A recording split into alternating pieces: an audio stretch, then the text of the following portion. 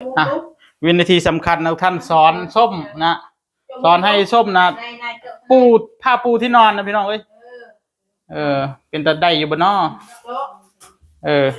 ส่วนทางนี้ก็ได้มอนพี่น้องเอ้ยยายสีมักไล่ไหนเอาไล่ไหนมีสีล้วนบ่นะสีล้วนกับสีลายเอาสีใดเลือกเอาแบ่งกันลงตัวอยู่บนนอกบันนี้เอาบันนี้2 คนนี่ปูที่นอนบ่ได้บันนี้บ่ได้นอนแท้บันนี้ฮะมันน้อยบ่มันเดียวมันยืดเถอะจินะมันยืดเด้มันเป็นแบบยืดเด้ตีแม่ปูที่นอนบ่ได้แท้ๆบันนี้เอาทางนี้ก็กำลังยัดมอนอยู่คือเป็นนั่นนี่คือเป็นส่งนี่บันนี้โอ้ยายซีก็กำลังถอดออกมาใหม่นะพี่น้องงัดบ่ถึกทางเอาส่วนทางนี้เป็นจะไดฮะมันเป็นจะไดเดี๋ยวนี้ฮะเป็นจะได้อย่าบอกฮะคืออย่าบอกบัดนี้เหมือนจะได้เลยได้นอนแท้คืนนี้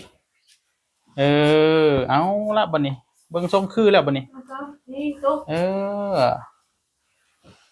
อันนี้คือที่นอนแบบพับได้แล้วท่านแบบพับครึ่งนึงโอ้เราต้องจัดแบบนี้แล้วล่ะสักชุดนึงเพราะว่าเวลามันปูอันใส่ผ้าปูแล้วมันง่าย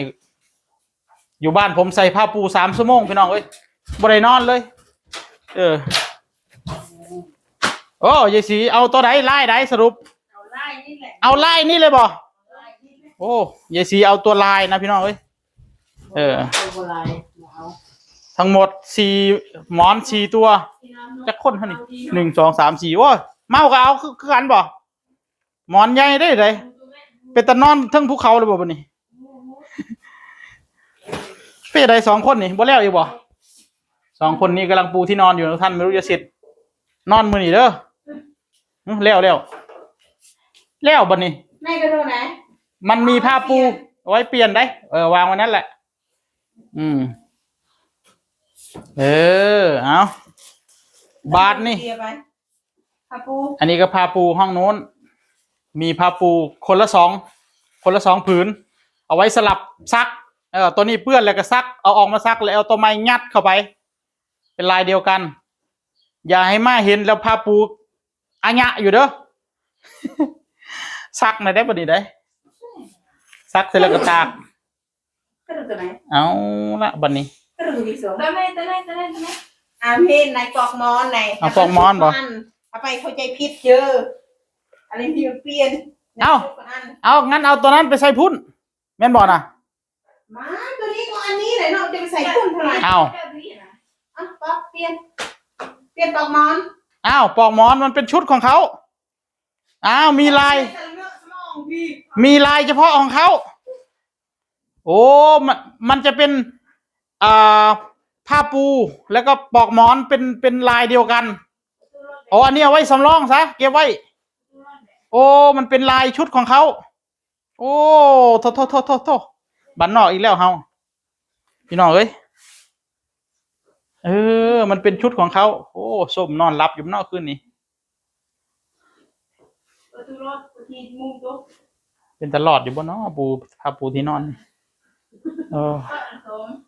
ยันบ่ได้นอนอยู่คันมันปูเองนี่นั่นน่ะบอกว่าบ่ได้อยู่ว่าซั่นคือสิบ่ได้นอนดอกให้ปูเองนี่เบิ่งส่งแล้วนะมันมีมุมของมันอยู่ได้เอาละบัดนี้ก็สิปูที่ถ้าให้ปูเองนี่คือสิบ่ได้นอนเบิ่งแล้วมันเป็นลายสั้นน่ะเอาแนวขวางเอาแนวยาวเลยได้อยู่บ่โอ้นี่ไงพี่น้องเอ้ยปอกหมอนกับที่นอนมันจะเป็นลายเดียวกันตัวนี้ดิตัวนี้ก็คือซีเมนต์นี่ยายสีมันเป็นลายของมันนี่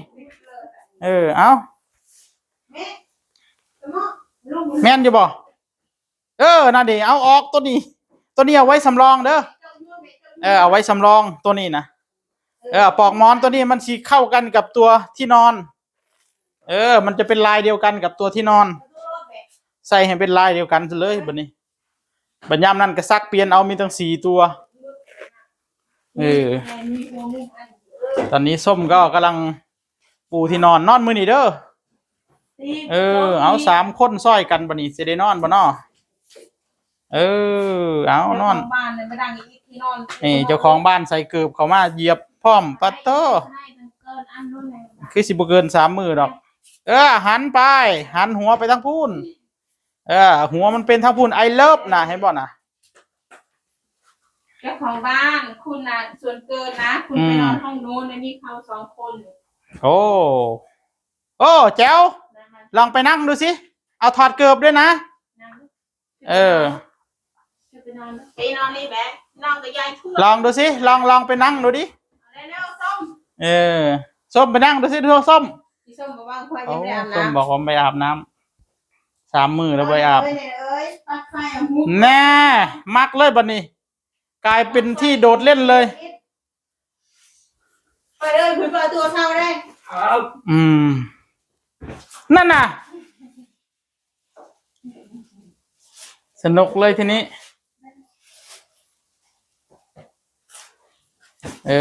เอาพ่อแม่เนี่ยกระโดดโลดเต้น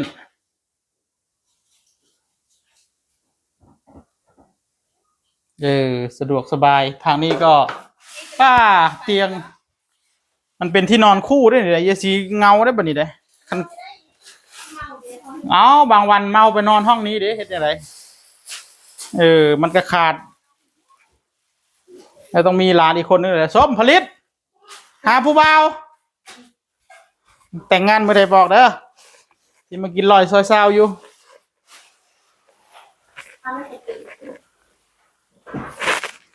เอาเรียบร้อยทุกท่านเอาไปใส่บัดนี้สีพูดเหรอคะเอาสีนี้เหรอเอาสีอะไรมาเลือกแล้วยายจะคนกลับแล้วเร็วๆมันจะสีไหนเก้าอี้นายจะสีไหนเอาไปลองเบิ้งยายสีเอาไปลองใส่ที่นอนลองนั่งเบิ้งดูไม่ได้คักอยู่บ่ให้เดี๋ยวให้ยายสีทดลองอันนี้สมมติว่านอนพื้นจะลุกยากแบบนี้เอา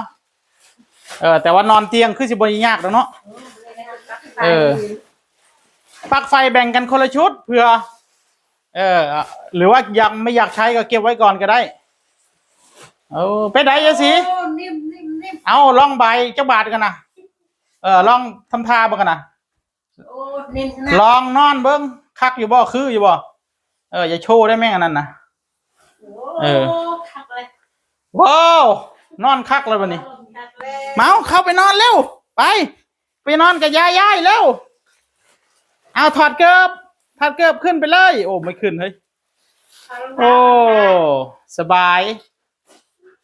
ยายสีนอนห้องแรกนะท่านส่วนมองนี่ก็เอาไว้ที่แขวนผ้าเด้อ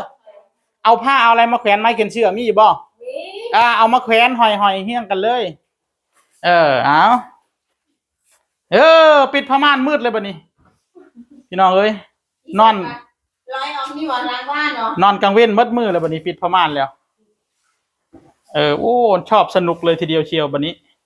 สมมติว่าผ้าปูมันเปื้อนแล้วก็ซักแล้วก็มาตากไว้พี่น้องเอ้ยนี่ที่ตากผ้าปูนี่ทำให้แล้วสบายไปบัดนี้ยกตู้เย็นเข้า